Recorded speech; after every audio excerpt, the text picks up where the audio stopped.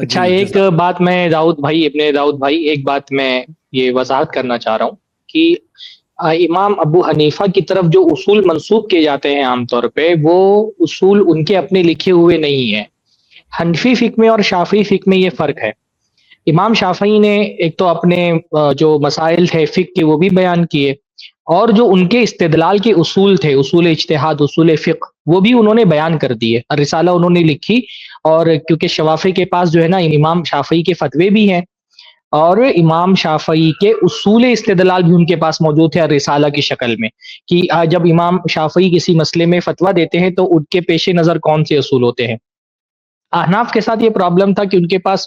ظاہر الروایہ کی شکل میں جو کتب ظاہری روایہ ہے، 5-6 کتابیں ان کی ہیں، امام ابو حنیفہ کے فتوے تو ان کے پاس موجود تھے، پر ان کے پاس امام ابو حنیفہ کے اصول اجتہاد نہیں تھے کہ یہ امام ابو حنیفہ نے کن اصولوں کو سامنے رکھ کر کے یہ استدلالات کیے ہیں۔ تو یہ ایک اپر ہینڈ حاصل تھا شوافے کو۔ تو بعد میں آنے والے حنفی جو فقہا تھے، انہوں نے یہ کیا نا کہ ان فتووں کو سامنے رکھ کر کے اپنے اجتہاد سے انہوں نے حنفی فقہ کے اصول طے کیے کہ آخر امام ابو حنیفہ نے اگر یہ فتویٰ دیا ہے تو ان کے پیش نظر کون سے اصول رہے ہوں گے۔ تو یہ جو اصول ہے نا، یہ اصول امام ابو حنیفہ نے نہیں بیان کیے ہیں، ان اصولوں کا استخراج کیا گیا ہے ان کے فتووں کو سامنے رکھ کر کے، یہ بعد کے دور میں ہوا ہے۔ تو جو احناف جب اصول فقہ اپنا بیان کرتے ہیں نا، اسی لیے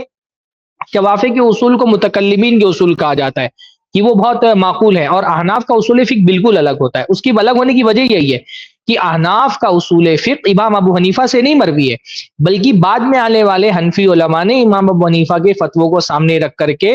اجتہاد کیا ہے، استنباط کیا ہے کہ امام ابو حنیفہ نے اگر اس مسئلے میں فتویٰ دیا، اس مسئلے میں فتویٰ دیا، حدیث تو صریح موجود تھی، اس کے باوجود اس کو تسلیم کیوں نہیں کیا۔ جیسے اس سے پہلے بھی ایک مسئلہ آیا تھا کہ بھائی جو خیار مجلس والی حدیث ہے وہ تو بالکل صاف ستھری ہے اور بہت واضح ہے، اس کے باوجود امام ابو حنیفہ خیار مجلس کے قائل کیوں نہیں تھے بھائی؟ تو ایک وہاں بعد میں آنے والے لوگوں نے یہ کیا کہ بھائی ٹھیک ہے، امام حنیفہ نے اگر اس حدیث کو قبول نہیں کیا تو اس کا مطلب یہ ہے کہ ان کا اصول یہ تھا کہ اگر کوئی راوی غیر فقیہ ہو اور وہ ایسی روایت کرے جو خلاف قیاس ہو، یعنی غیر فقیہ کی خلاف قیاس اگر کوئی روایت آ رہی ہے تو وہ راوی سچا بھی ہوگا تو اس کی روایت نہیں لی جائے گی۔ اب یہ امام ابو حنیفہ نے خود نہیں کہا تھا، مسئلہ سامنے تھا ناف کے، فتویٰ سامنے تھا امام حنیفہ کا، اب ان کو کوئی تعویل کرنے دی کہ بھائی ایسی بات کیوں کہہ دی انہوں نے۔ امام مالک نے بھی کہا، پر امام مالک کے یہاں پہ اپنے اصول ہے۔ امام مالک نے جو خیاری مجلس کا انکار کیا وہ ان کے اپنے اصول کی وجہ سے کہ بھائی اگر خیاری مجلس جیسی کوئی چیز ہوتی تو مدینہ میں اس پر معمول ہوتا، تو مدینہ میں عمل نہیں تھا تو عمل اہل مدینہ ان کے ہاں حجت ہے، تو اس وجہ سے انہوں نے انکار کیا۔ لیکن امام ابو حنیفہ نے کیوں انکار کیا،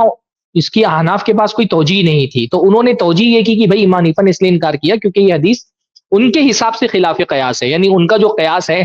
اس لیے بہت سارے علماء نے حنفیوں کے بارے میں کہا کہ اپنے منظر سے ایک اصول کرتے، پھر اس کے بعد حدیث کو اس اصول پر پیش کرتے، اور حدیث ان کے اصول کے موافق نہیں ہوتی تو حدیث کو چھوڑ دیتے ہیں۔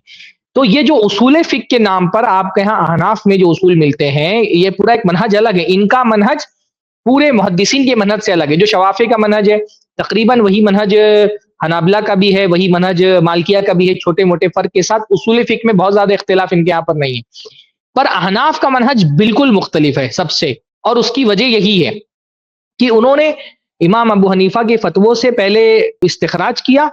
کہ اسے